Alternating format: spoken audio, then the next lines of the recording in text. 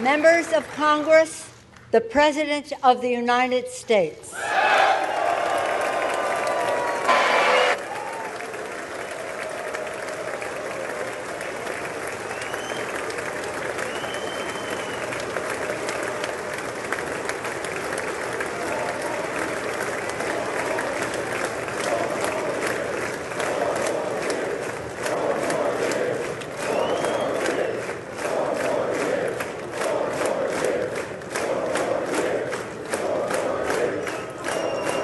Thank you very much.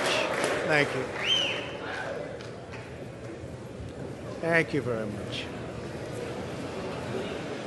Madam Speaker, Mr. Vice President, members of Congress, the First Lady of the United States,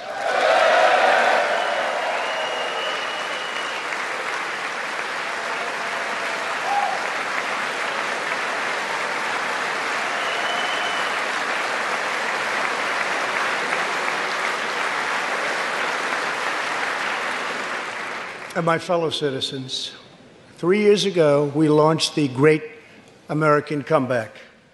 Tonight, I stand before you to share the incredible results. Jobs are booming, incomes are soaring, poverty is plummeting, crime is falling, confidence is surging, and our country is thriving and highly respected again.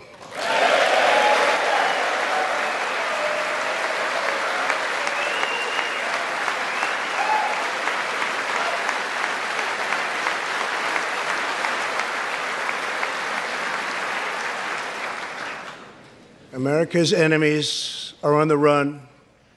America's fortunes are on the rise, and America's future is blazing bright. The years of economic decay are over.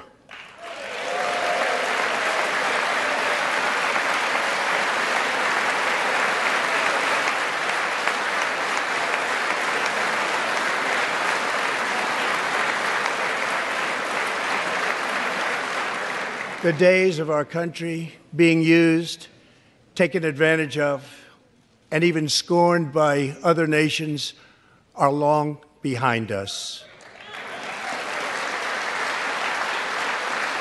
Gone too are the broken promises, jobless recoveries, tired platitudes, and constant excuses for the depletion of American wealth, power, and prestige. In just 3 short years, we have shattered the mentality of American decline, and we have rejected the downsizing of Americans' destiny. We have totally rejected the downsizing. We're moving forward at a pace that was unimaginable just a short time ago, and we are never, ever going back.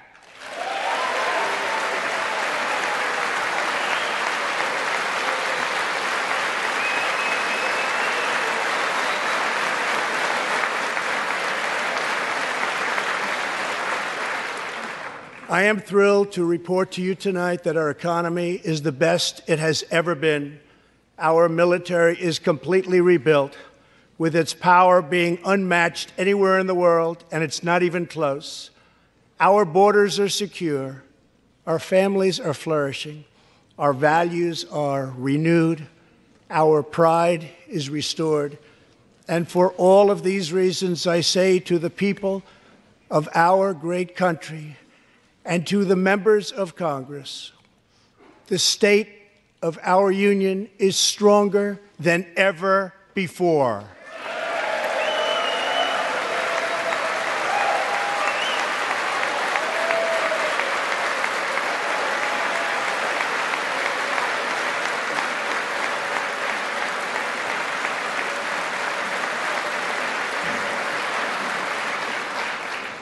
The vision I will lay out this evening demonstrates how we are building the world's most prosperous and inclusive society, one where every citizen can join in America's unparalleled success, and where every community can take part in America's extraordinary rise.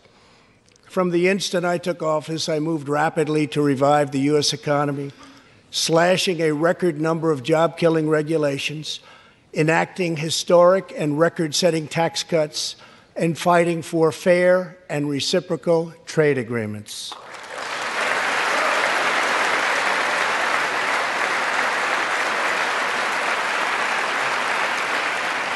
Our agenda is relentlessly pro-worker, pro-family, pro-growth, and most of all, pro-American.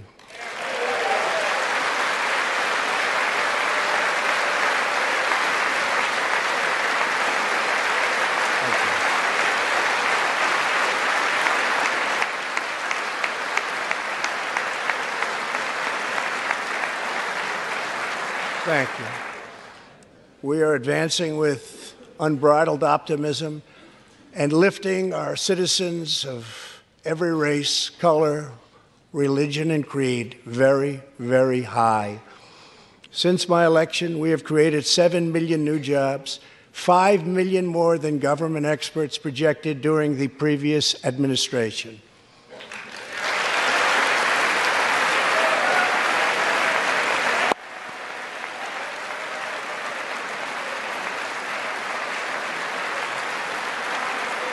The unemployment rate is the lowest in over half a century.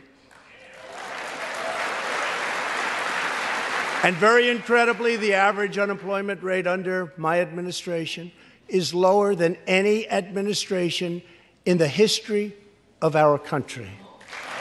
Yeah.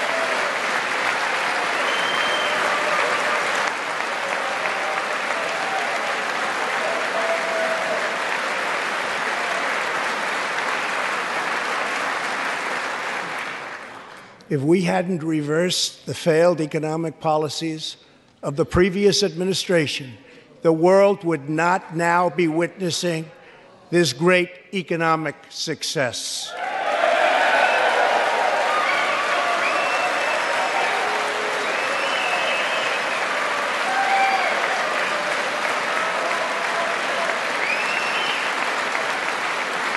The unemployment rate for African Americans, Hispanic Americans, and Asian Americans has reached the lowest levels in history.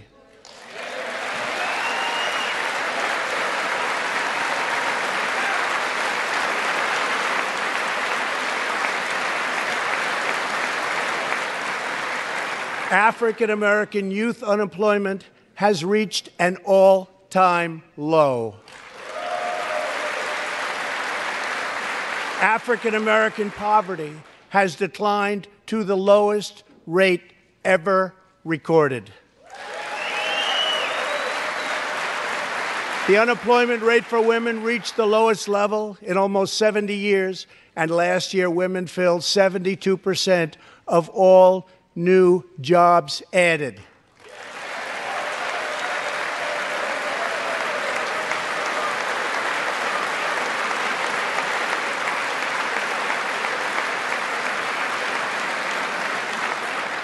The veterans' unemployment rate dropped to a record low.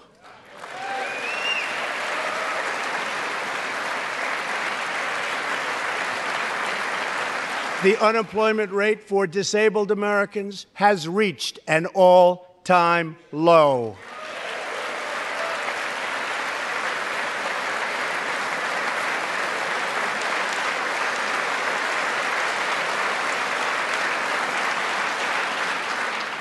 Workers without a high school diploma have achieved the lowest unemployment rate recorded in U.S. history.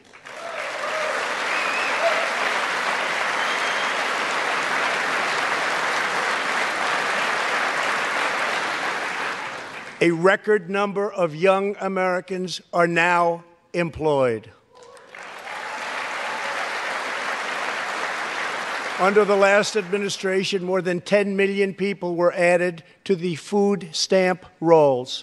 Under my administration, 7 million Americans have come off food stamps, and 10 million people have been lifted off of welfare.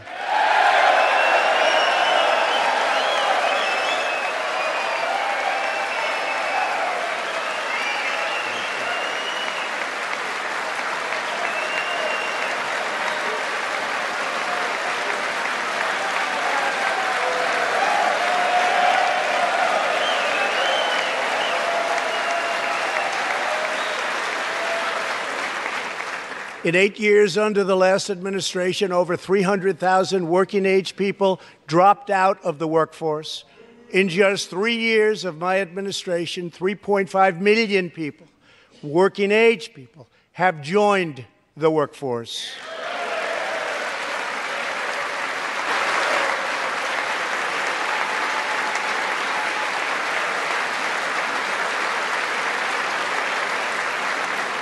Since my election, the net worth of the bottom half of wage earners has increased by 47%, 3 times faster than the increase for the top 1%.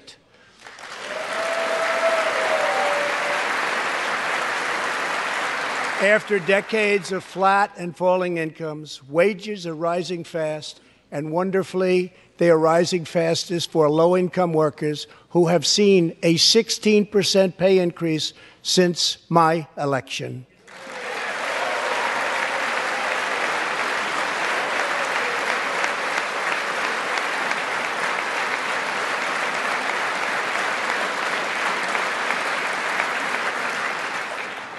This is a blue-collar boom.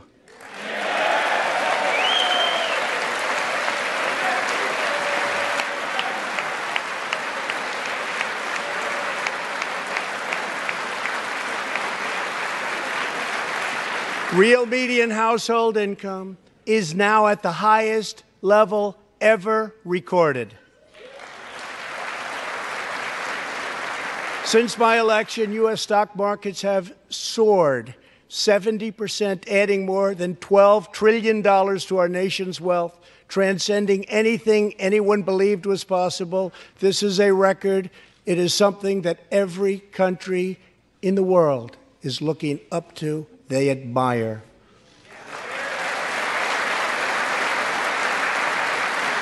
Consumer confidence has just reached amazing new highs. All of those millions of people with 401ks and pensions are doing far better than they have ever done before, with increases of 60, 70, 80, 90, and 100% and even more. Jobs and investments are pouring into 9,000 previously neglected neighborhoods, thanks to Opportunity Zones, a plan spearheaded by Senator Tim Scott as part of our great Republican tax cuts.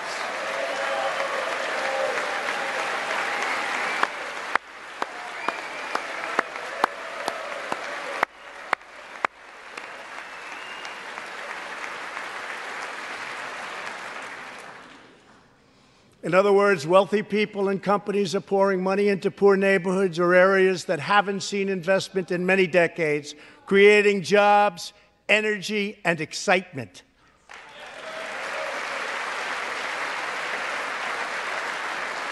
This is the first time that these deserving communities have seen anything like this.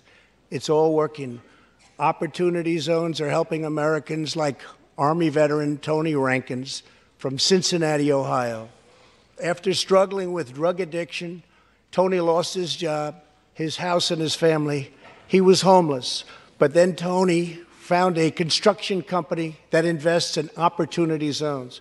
He is now a top tradesman, drug-free, reunited with his family, and he is here tonight. Tony, keep up the great work, Tony.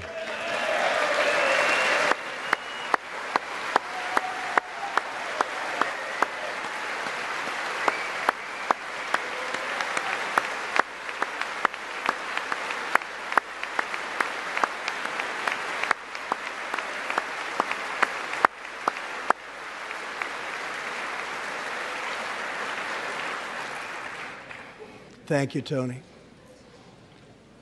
Our roaring economy has, for the first time ever, given many former prisoners the ability to get a great job and a fresh start. This second chance at life is made possible because we passed landmark criminal justice reform into law. Everybody said that criminal justice reform couldn't be done, but I got it done, and the people in this room got it done.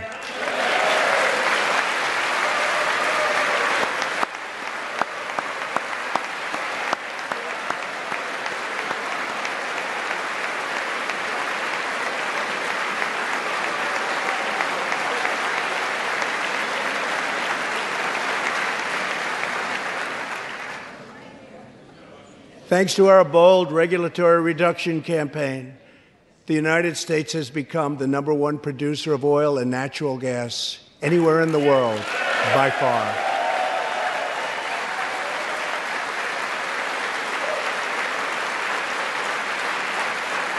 With the tremendous progress we have made over the past 3 years, America is now energy independent, and energy jobs, like so many other elements of our country, are at a record high.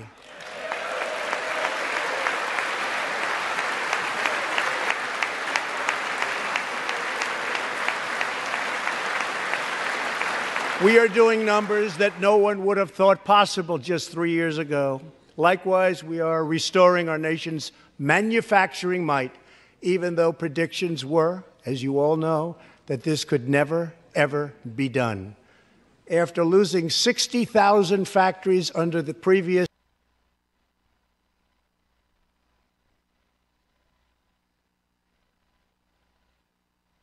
two administrations, America has now gained 12,000 new factories under my administration, with thousands upon thousands of plants and factories being planned or being built.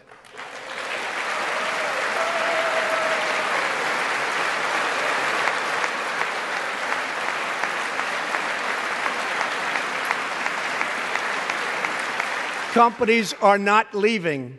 They are coming back to the USA. The fact is that everybody wants to be where the action is, and the United States of America is indeed the place where the action is.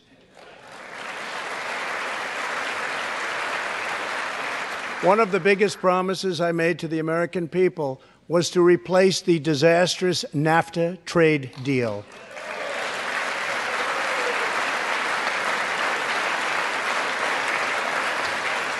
In fact, unfair trade is perhaps the single biggest reason that I decided to run for president.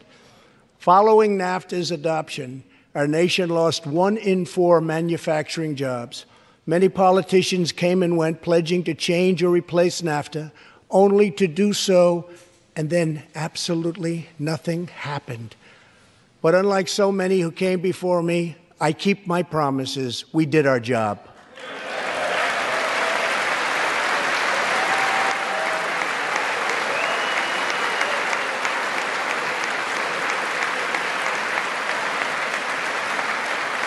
Six days ago, I replaced NAFTA and signed the brand new U.S.-Mexico-Canada agreement into law. The USMCA will create nearly 100,000 new high-paying American auto jobs and massively boost exports for our farmers, ranchers, and factory workers.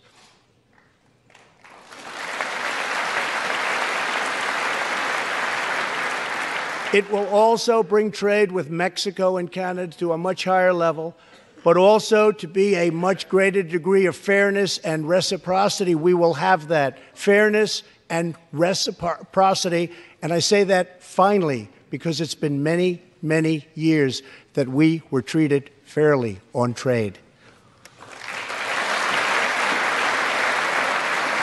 This is the first major trade deal in many years to earn the strong backing of America's labor unions.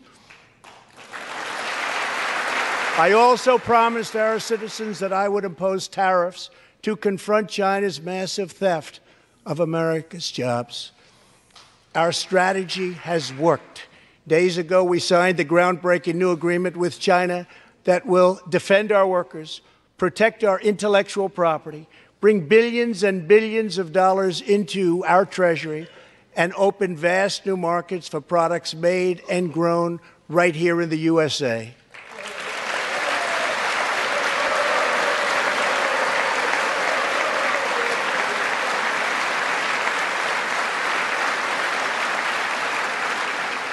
For decades, China has taken advantage of the United States. Now we have changed that. But at the same time, we have perhaps the best relationship we've ever had with China, including with President Xi. They respect what we've done because, quite frankly, they could never really believe that they were able to get away with what they were doing year after year, decade after decade, without someone in our country stepping up and saying, that's enough.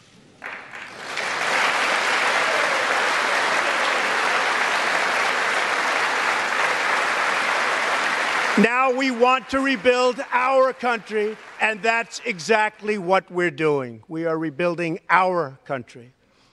As we restore American leadership throughout the world, we are once again standing up for freedom in our hemisphere.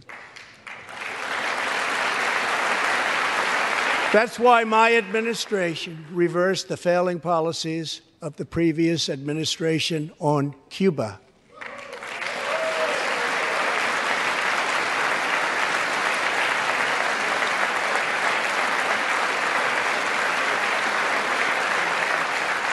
We are supporting the hopes of Cubans, Nicaraguans, and Venezuelans to restore democracy. The United States is leading a 59-nation diplomatic coalition against the socialist dictator of Venezuela, Nicolas Maduro.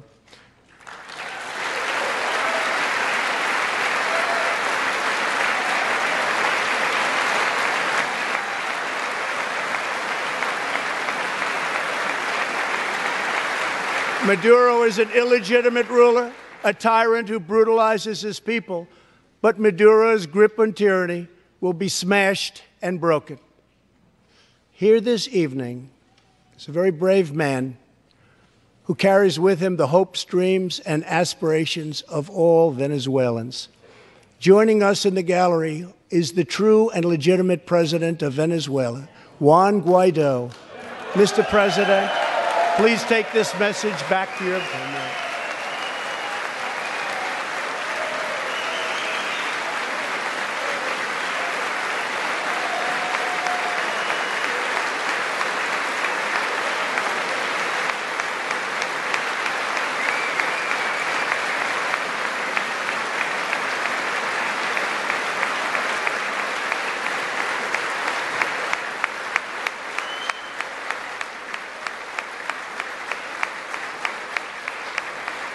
Thank you, Mr. President. Great honor. Thank you very much. Please take this message back that all Americans are united with the Venezuelan people in their righteous struggle for freedom. Thank you very much, Mr. President.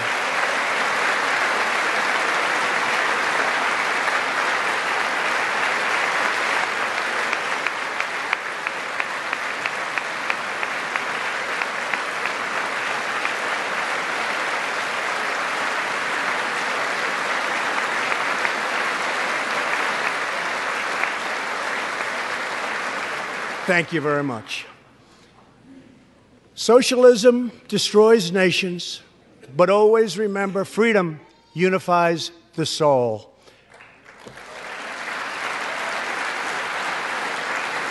To safeguard American liberty, we have invested a record-breaking $2.2 trillion in the United States military.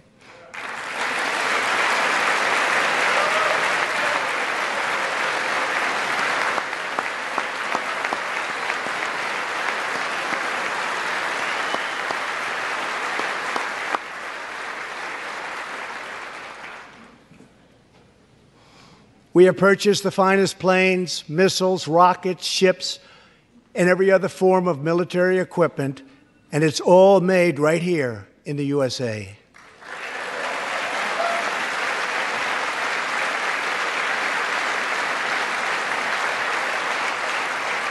We are also getting our allies, finally, to help pay their fair share.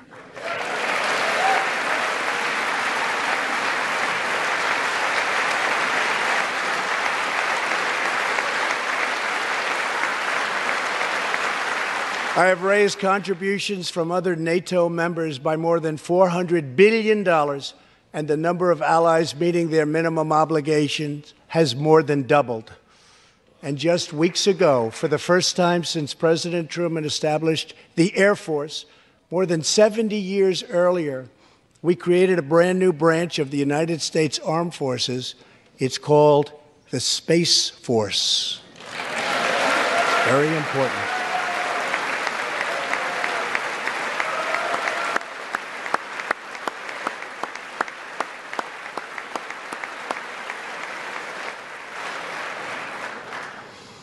In the gallery tonight, we have a young gentleman and what he wants so badly, 13 years old, Ian Launfay.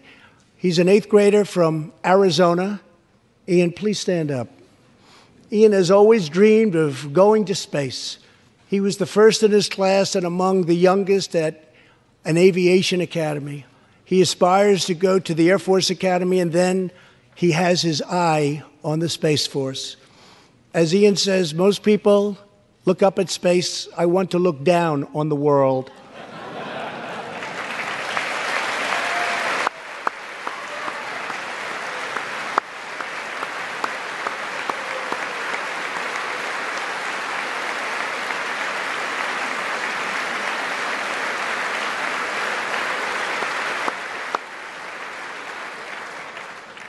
But sitting behind Ian tonight is his greatest hero of them all. Charles McGee was born in Cleveland, Ohio, 1 century ago. Charles is one of the last surviving Tuskegee Airmen, the first black fighter pilots, and he also happens to be Ian's great-grandfather.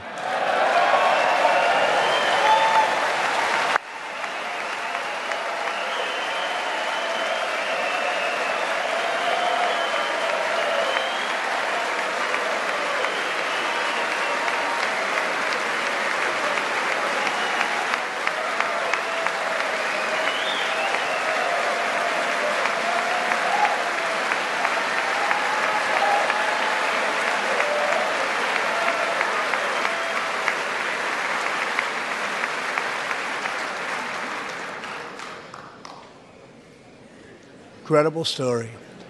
After more than 130 combat missions in World War II, he came back home to a country still struggling for civil rights and went on to serve America in Korea and Vietnam.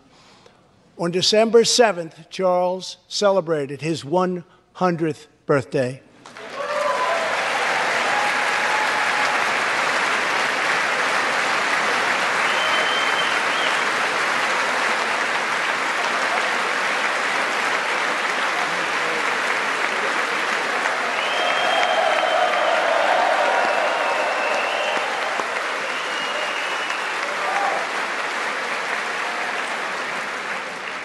A few weeks ago, I signed a bill promoting Charles McGee to Brigadier General, and earlier today, I pinned the stars on his shoulders in the Oval Office. General McGee, our nation salutes you. Thank you, sir.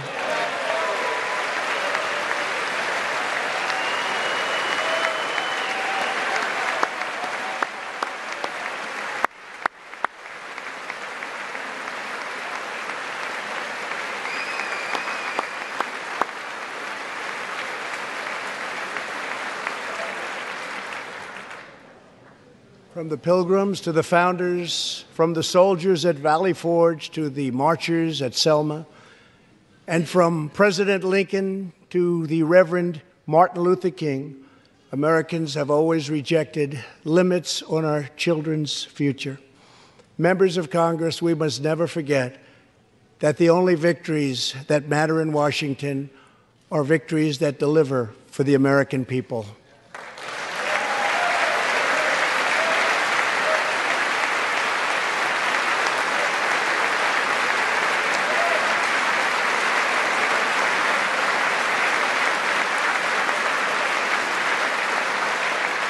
The people are the heart of our country. Their dreams are the soul of our country, and their love is what powers and sustains our country. We must always remember that our job is to put America first.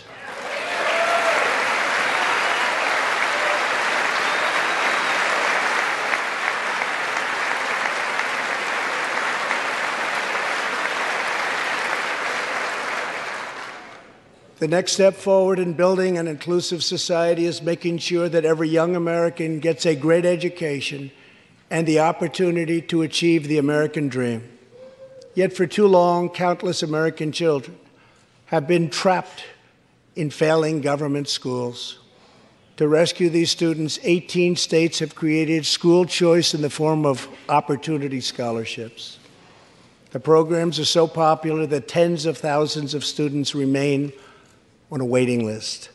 One of those students is Janiyah Davis, a fourth grader from Philadelphia. Janiyah.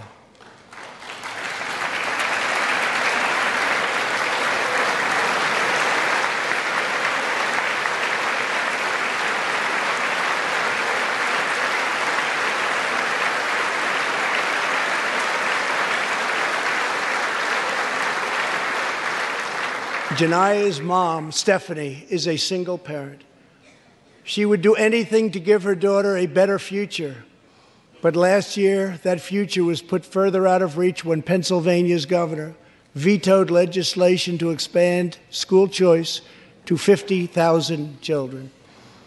Janiyah and Stephanie are in the gallery. Stephanie, thank you so much for being here with your beautiful daughter. Thank you very much.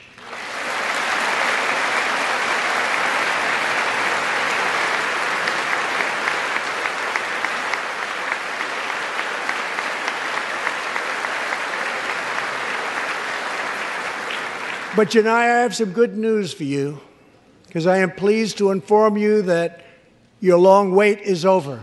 I can proudly announce tonight that an opportunity scholarship has become available. It's going to you, and you will soon be heading to the school of your choice.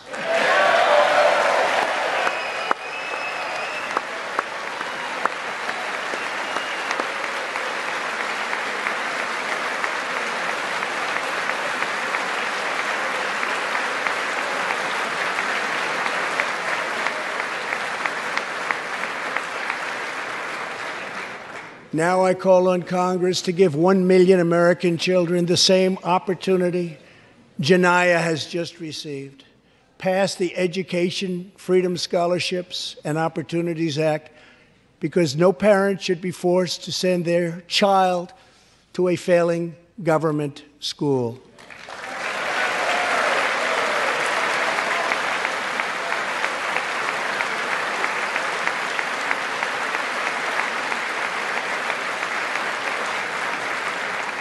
Every young person should have a safe and secure environment in which to learn and to grow.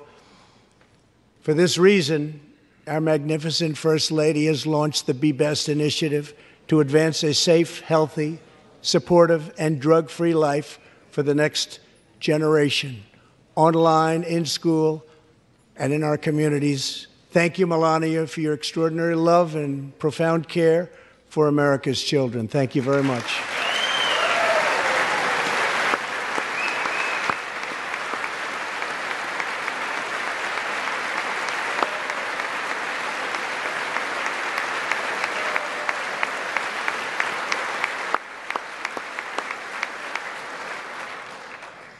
My administration is determined to give our citizens the opportunities they need, regardless of age or background. Through our pledge to American workers, over 400 companies will also provide new jobs and education opportunities to almost 15 million Americans.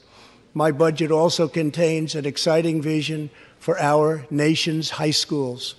Tonight, I ask Congress to support our students and back my plan to offer vocational and technical education in every single high school in America.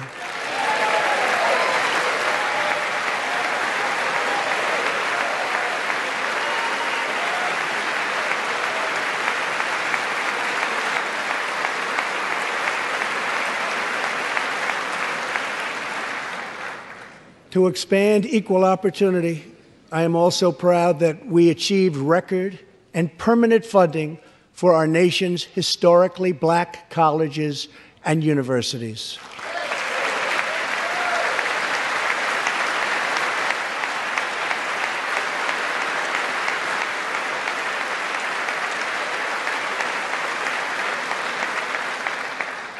A good life for American families also requires the most affordable, innovative, and high-quality health care system on earth. Before I took office, health insurance premiums had more than doubled in just 5 years. I moved quickly to provide affordable alternatives. Our new plans are up to 60% less expensive and better.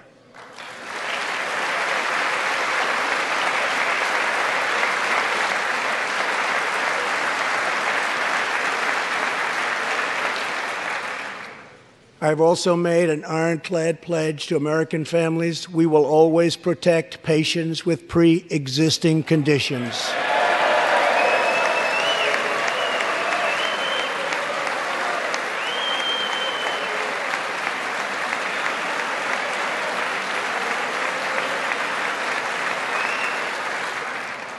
And we will always protect your Medicare, and we will always protect your Social Security, always.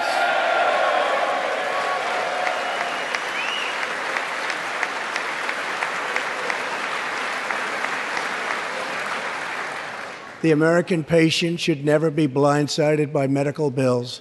That is why I signed an executive order requiring price transparency.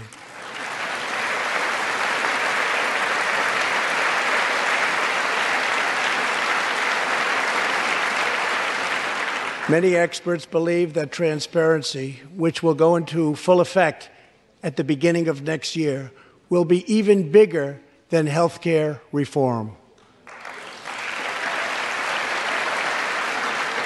It will save families massive amounts of money for substantially better care. But as we work to improve Americans' health care, there are those who want to take away your health care, take away your doctor, and abolish private insurance entirely. 132 lawmakers in this room have endorsed legislation to impose a socialist takeover of our health care system, wiping out the private health insurance plans of 180 million very happy Americans. To those watching at home tonight, I want you to know we will never let socialism destroy American health care.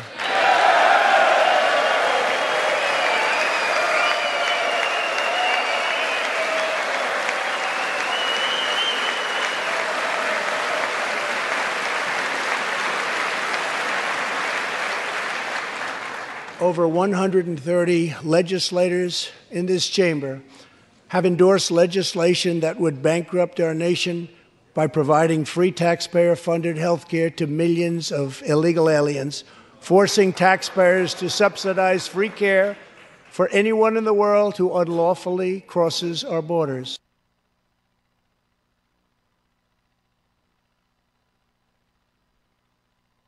Immigration.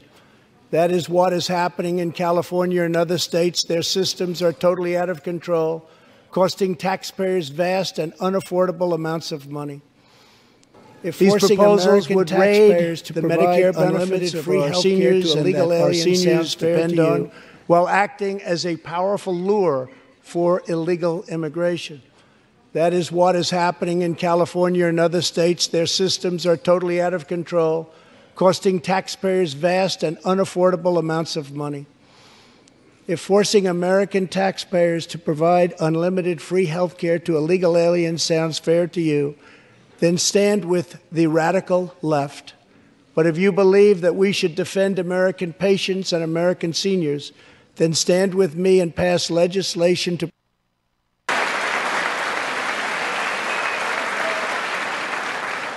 This will be a tremendous boon to our already very strongly guarded southern border, where, as we speak, a long, tall, and very powerful wall is being built.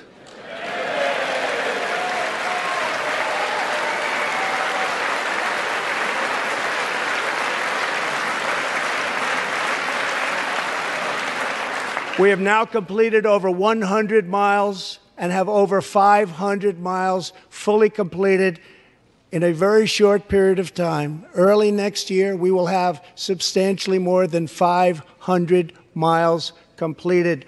My administration is also taking on the big pharmaceutical companies.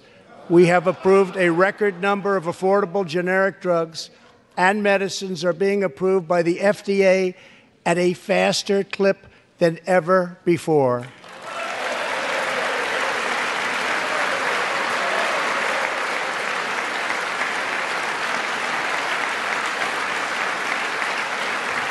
And I was pleased to announce last year that for the first time in 51 years, the cost of prescription drugs actually went down.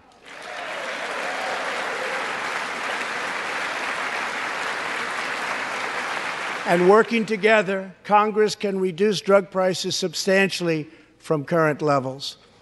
I've been speaking to Senator Chuck Grassley of Iowa and others in Congress in order to get something on drug pricing done, and done quickly and properly.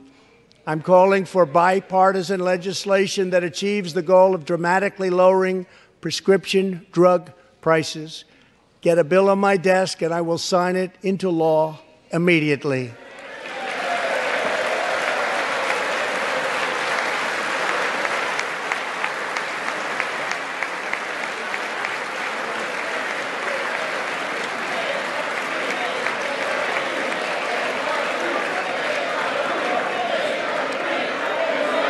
With unyielding commitment, we are curbing the opioid epidemic.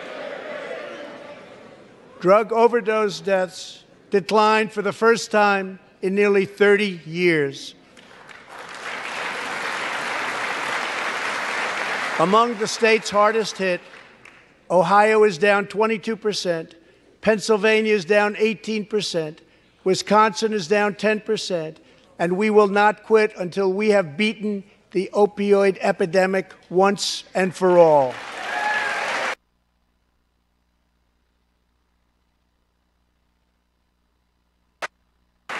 Protecting Americans' health also means fighting infectious diseases. We are coordinating with the Chinese government and working closely together on the coronavirus outbreak in China. My administration will take all necessary steps to safeguard our citizens from this threat. We have launched ambitious new initiatives to substantially improve care for Americans with kidney disease, Alzheimer's, and those struggling with mental health. And because Congress was so good as to fund my request, new cures for childhood cancer, and we will eradicate the AIDS epidemic in America by the end of this decade.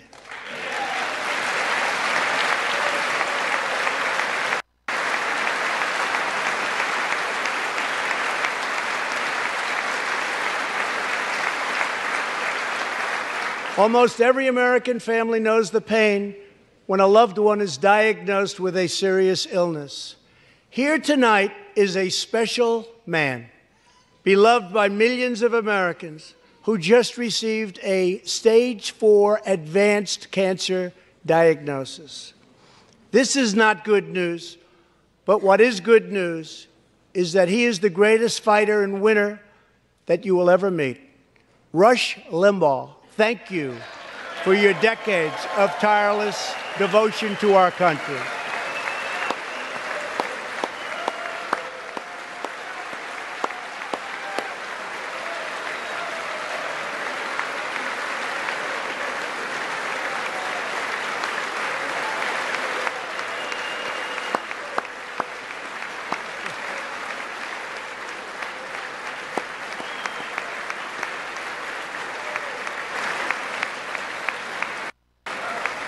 And Rush, in recognition of all that you have done for our nation, the millions of people a day that you speak to and that you inspire, and all of the incredible work that you have done for charity, I am proud to announce tonight that you will be receiving our country's highest civilian honor, the Presidential Medal of Freedom.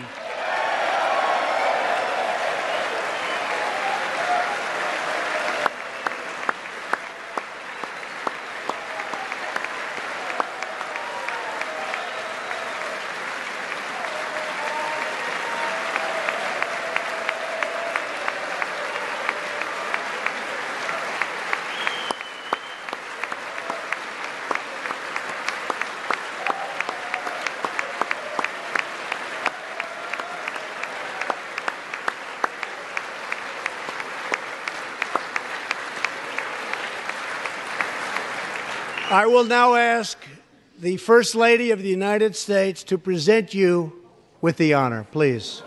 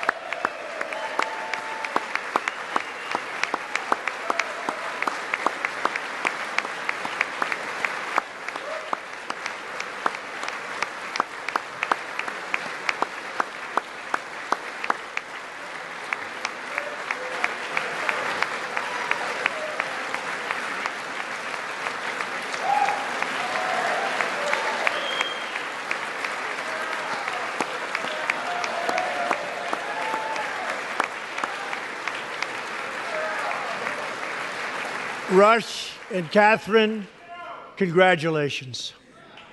Thank you, Catherine. As we pray for all who are sick, we know that America is constantly achieving new medical breakthroughs.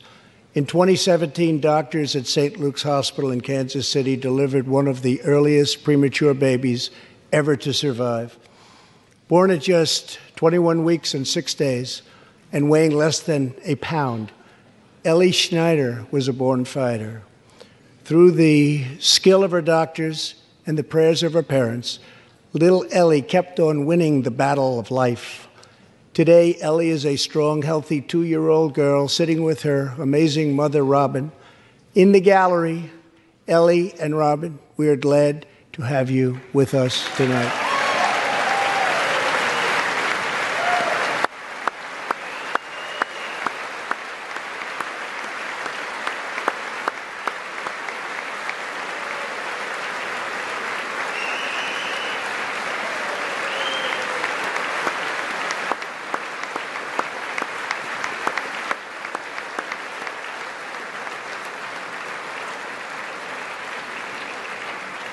Ellie reminds us that every child is a miracle of life. And thanks to modern medical wonders, 50% of very premature babies delivered at the hospital where Ellie was born now survive. It's an incredible thing. Thank you very much. Our goal should be to ensure that every baby has the best chance to thrive and grow just like Ellie. That is why I'm asking Congress to provide an additional $50 million to fund neonatal research for America's youngest patients.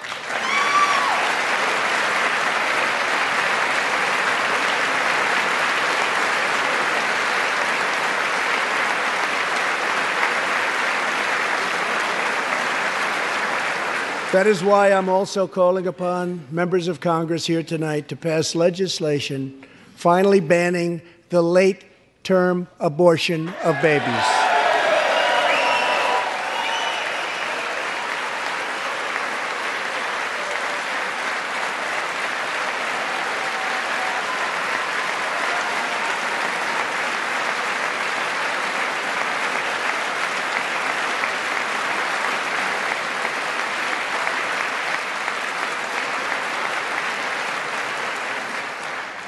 Whether we are Republican, Democrat, or Independent, surely we must all agree that every human life is a sacred gift from God. As we support America's moms and dads, I was recently proud to sign the law providing new parents in the federal workforce paid family leave, serving as a model for the rest of the country.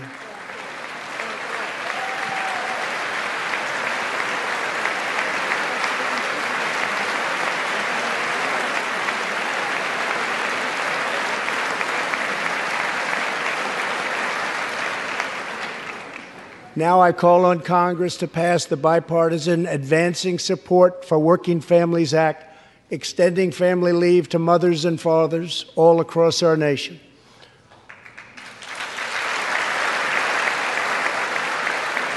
$40 million American families have an average $2,200 extra thanks to our child tax credit.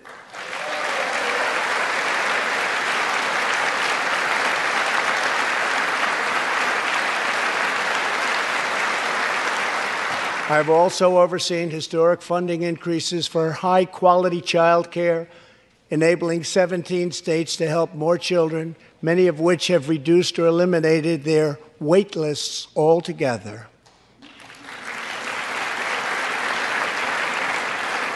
And I sent Congress a plan with a vision to further expand access to high-quality child care and urge you to act immediately.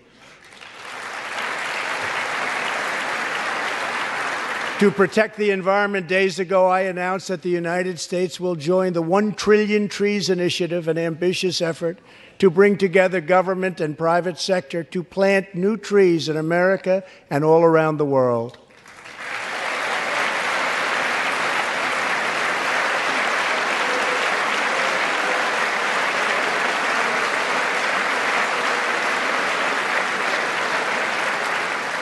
We must also rebuild America's infrastructure.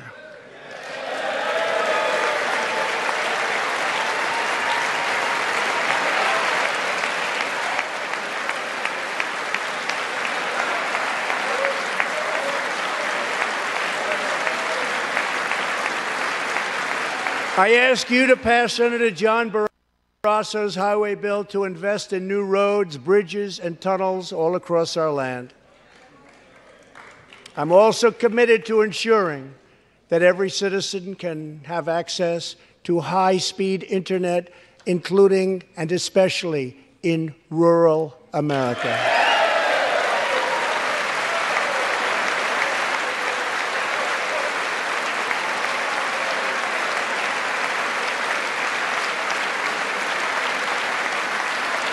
A better tomorrow for all Americans also requires us to keep America safe. That means supporting the men and women of law enforcement at every level, including our nation's heroic ICE officers.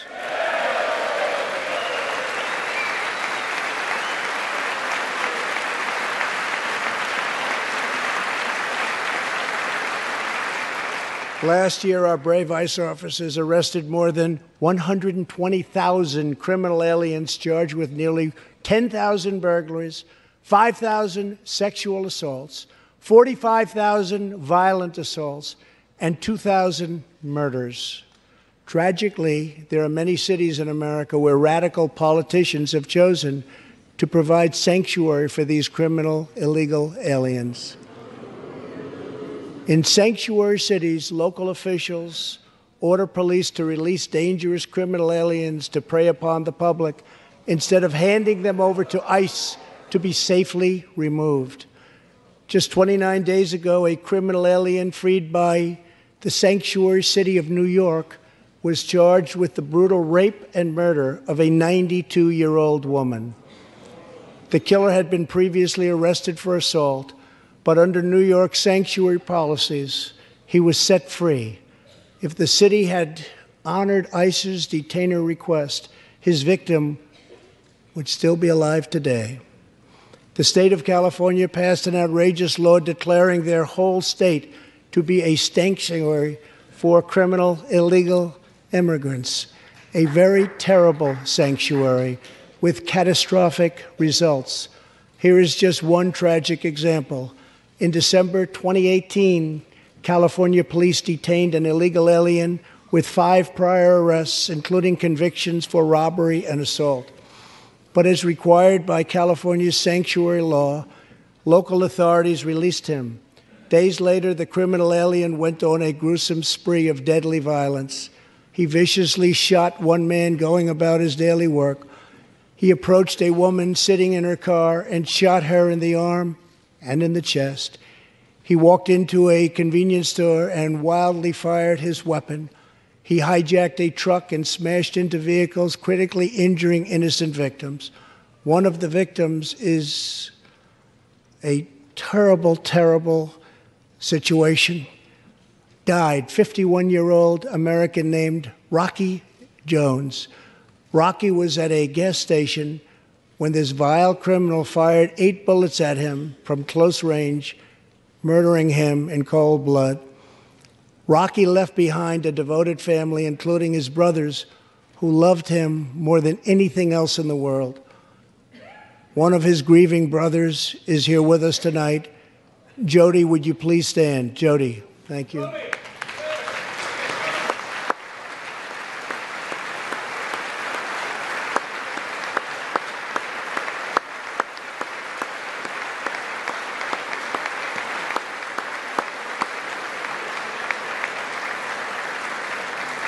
Jody, our hearts weep for your loss, and we will not rest until you have justice.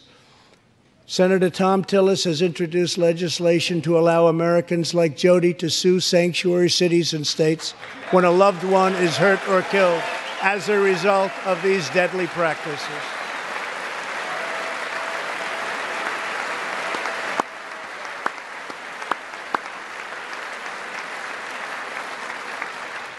I ask Congress to pass the Justice for Victims of Sanctuary Cities Act immediately.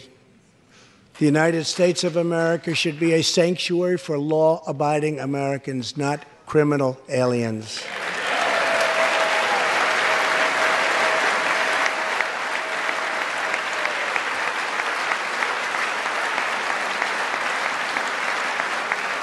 In the last 3 years, ICE has arrested over 5,000 wicked human traffickers, and I have signed 9 pieces of legislation to stamp out the menace of human trafficking domestically and all around the globe. My administration has undertaken an unprecedented effort to secure the southern border of the United States.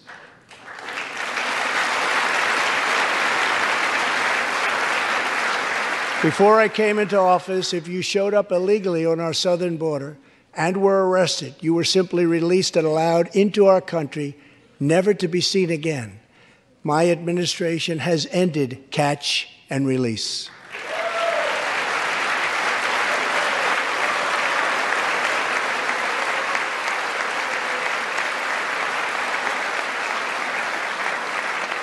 If you come illegally, you will now be promptly removed from our country.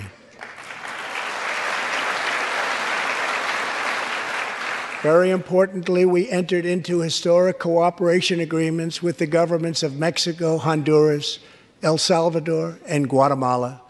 As a result of our unprecedented efforts, illegal crossings are down 75% since May, dropping 8 straight months in a row.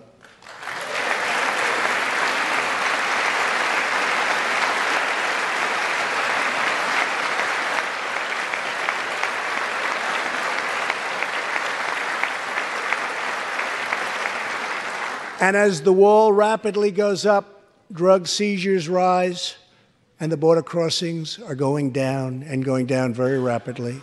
Last year, I traveled to the border in Texas and met Chief Patrol Agent Raul Ortiz. Over the last 24 months, Agent Ortiz and his team have seized more than 200,000 pounds of poisonous narcotics, arrested more than 3,000 human smugglers, and rescued more than 2,000 migrants. Days ago, Agent Ortiz was promoted to Deputy Chief of Border Patrol, and he joins us tonight. Chief Ortiz, please stand.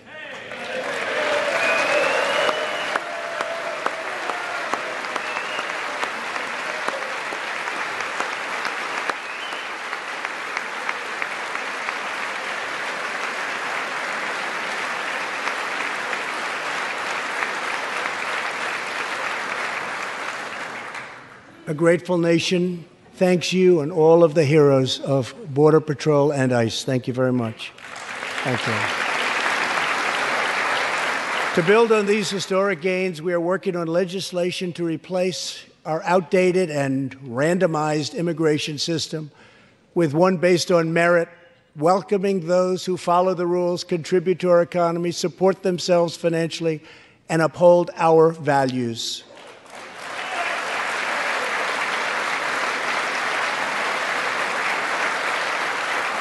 With every action, my administration is restoring the rule of law and reasserting the culture of American freedom.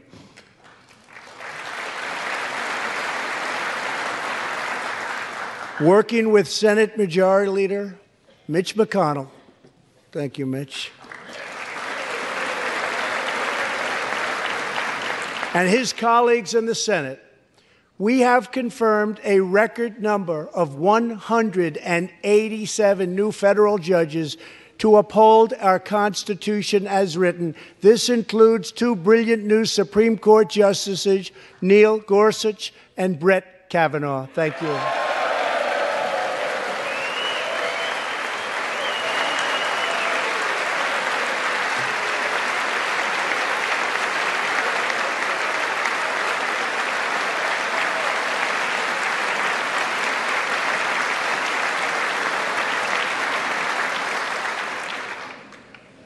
And we have many in the pipeline.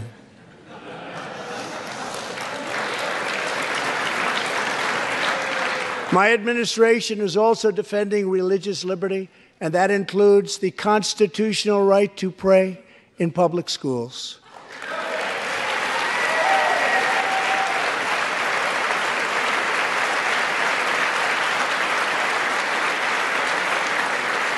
In America, we don't punish prayer. We don't tear down crosses. We don't ban symbols of faith. We don't muzzle preachers and pastors. In America, we celebrate faith. We cherish religion.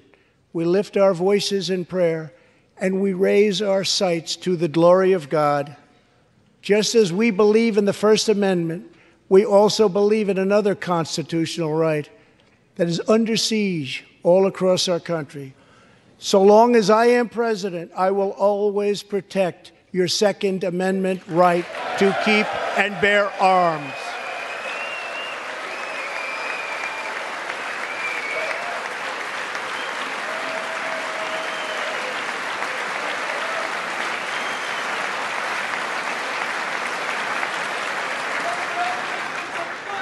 In reaffirming our heritage as a free nation, we must remember that America has always been a frontier nation. Now we must embrace the next frontier, America's manifest destiny in the stars. I am asking Congress to fully fund the Artemis program to ensure that the next man and the first woman on the moon will be American astronauts, using this as a launching pad to ensure that America is the first nation to plant its flag on Mars.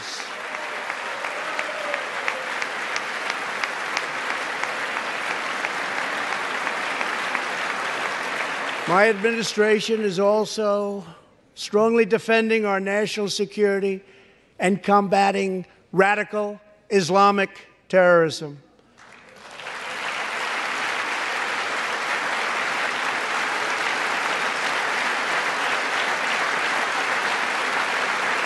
Last week, I announced a groundbreaking plan for peace between Israel and the Palestinians. Recognizing that all past attempts have failed, we must be determined and creative in order to stabilize the region and give millions of young people the chance to realize a better future. 3 years ago, the barbarians of ISIS held over 20,000 square miles of territory in Iraq and Syria. Today, the ISIS territorial caliphate has been 100% destroyed, and the founder and leader of ISIS, the bloodthirsty killer known as al-Baghdadi, is dead.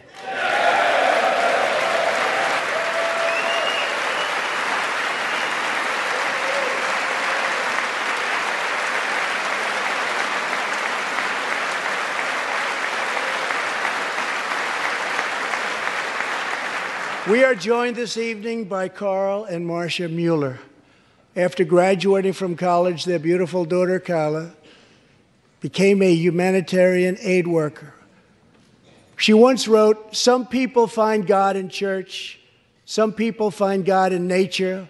Some people find God in love. I find God in suffering. I've known for some time what my life's work is, using my hands as tools to relieve suffering." In 2013, while caring for suffering civilians in Syria, Kayla was kidnapped, tortured, and enslaved by ISIS and kept as a prisoner of al-Baghdadi himself. After more than 500 horrifying days of captivity, al-Baghdadi murdered young, beautiful Kayla. She was just 26 years old. On the night that U.S. Special Forces operations ended al-Baghdadi's miserable life, the chairman of the Joint Chiefs of Staff, General Mark Milley, received a call in the Situation Room. He was told that the brave men of the elite Special Forces team that so perfectly carried out the operation had given their mission a name, Task Force 814. It was a reference to a special day, August 14th, Kayla's birthday. Carl and Marcia, America's warriors, never forgot Kayla, and neither will we. Thank you.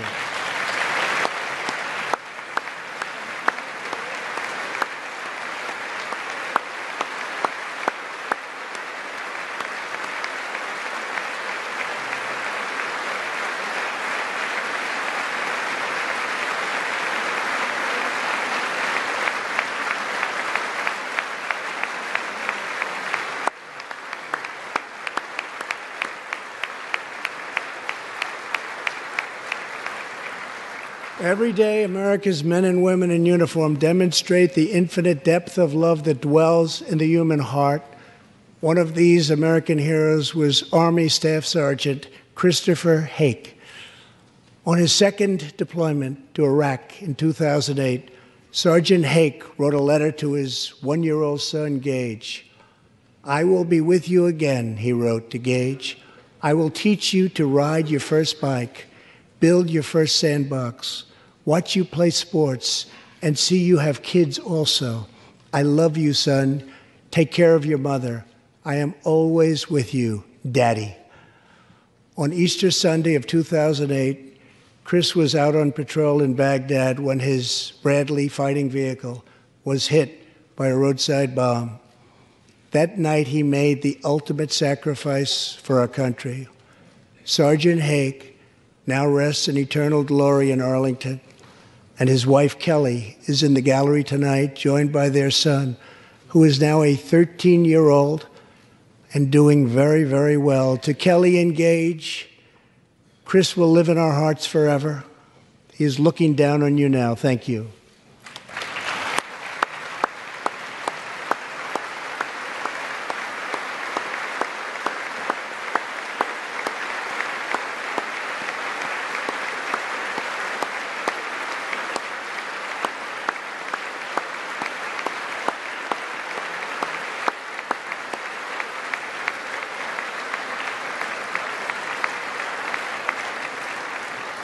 Thank you very much. Thank you both very much. The terrorist responsible for killing Sergeant Hake was Qasem Soleimani, who provided the deadly roadside bomb that took Chris's life. Soleimani was the Iranian regime's most ruthless butcher, a monster who murdered or wounded thousands of American service members in Iraq. As the world's top terrorist, Soleimani orchestrated the deaths of countless men, women, and children. He directed the December assault and went on to assault the U.S. forces in Iraq, was actively planning new attacks when we hit him very hard. And that's why last month, at my direction, the U.S. military executed a flawless precision strike that killed Soleimani and terminated his evil reign of terror forever.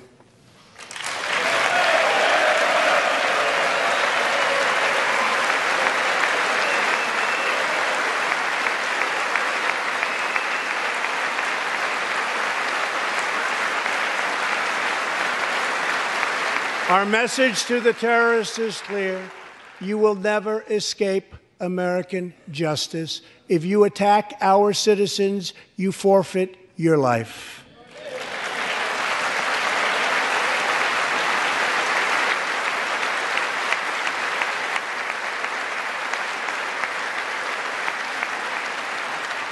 In recent months, we have seen proud Iranians raise their voices against their oppressive rulers.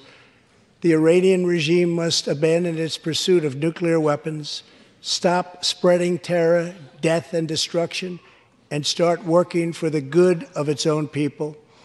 Because of our powerful sanctions, the Iranian economy is doing very, very poorly. We can help them make a very good and short time recovery. It can all go very quickly, but perhaps they are too proud or too foolish to ask for that help. We are here. Let's see which road they choose. It is totally up to them.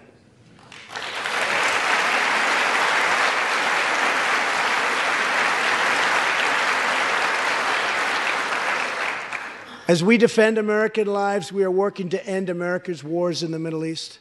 In Afghanistan, the determination and valor of our warfighters has allowed us to make tremendous progress, and peace talks are now underway. I am not looking to kill hundreds of thousands of people in Afghanistan, many of them totally innocent. It is also not our function to serve other nations as law enforcement agencies. These are warfighters that we have, the best in the world, and they either want to fight to win or not fight at all. We are working to finally end America's longest war and bring our troops back home.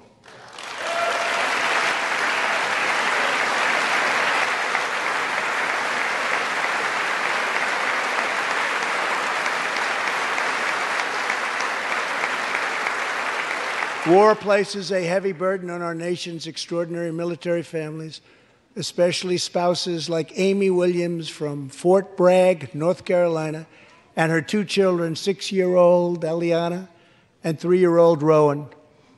Amy works full-time and volunteers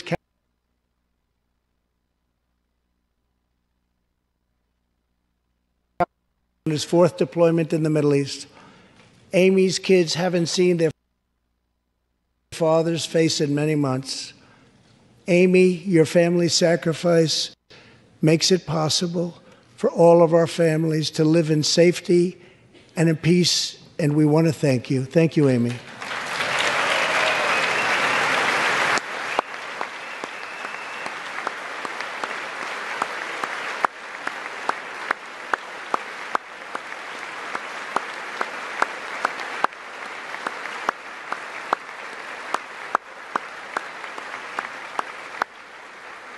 But Amy, there is one more thing. Tonight we have a very special surprise.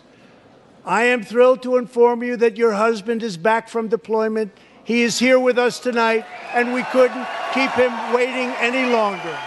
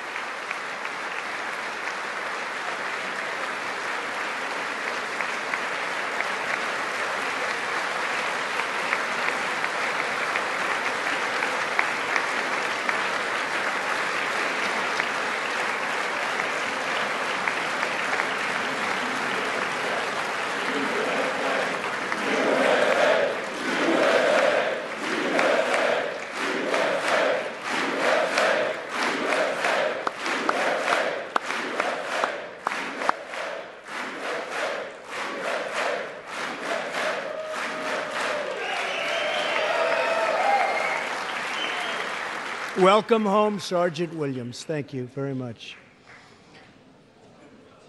As the world bears witness tonight, America is a land of heroes. This is a place where greatness is born, where destinies are forged, and where legends come to life. This is the home of Thomas Edison and Teddy Roosevelt, of many great generals, including Washington, Pershing, Patton, and MacArthur. This is the home of Abraham Lincoln, Frederick Douglass, Amelia Earhart, Harriet Tubman, the Wright brothers, Neil Armstrong, and so many more. This is the country where children learn names like Wyatt Earp, Davy Crockett, and Annie Oakley. This is the place where the Pilgrims landed at Plymouth and where Texas patriots made their last stand at the Alamo.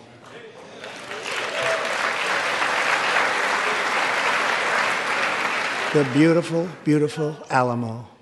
The American nation was carved out of the vast frontier by the toughest, strongest, fiercest, and most determined men and women ever to walk on the face of the earth. Our ancestors braved the unknown, tamed the wilderness, settled the Wild West, lifted millions from poverty, disease, and hunger, vanquished tyranny and fascism, ushered the world to new heights of science and medicine, laid down the railroads, dug out the canals, raised up the skyscrapers, and ladies and gentlemen, our ancestors built the most exceptional republic ever to exist in all of human history, and we are making it greater than ever before.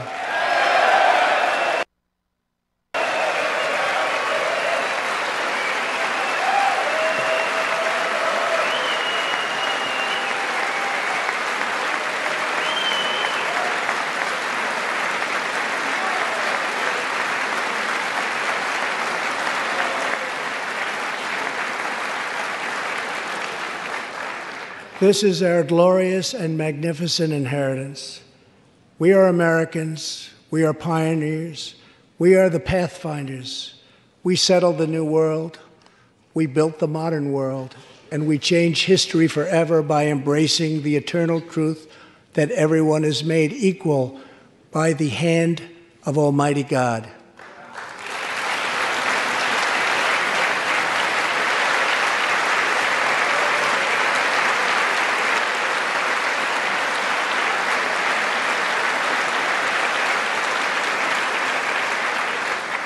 America is the place where anything can happen. America is the place where anyone can rise. And here, on this land, on this soil, on this continent, the most incredible dreams come true. This nation is our canvas, and this country is our masterpiece. We look at tomorrow and see unlimited frontiers just waiting to be explored. Our brightest discoveries are not yet known. Our most thrilling stories are not yet told. Our grandest journeys are not yet made. The American age, the American epic, the American adventure has only just begun. Our spirit is still young. The sun is still rising. God's grace is still shining. And my fellow Americans, the best is yet to come. Thank you. God bless you. And God bless America. Thank you very much.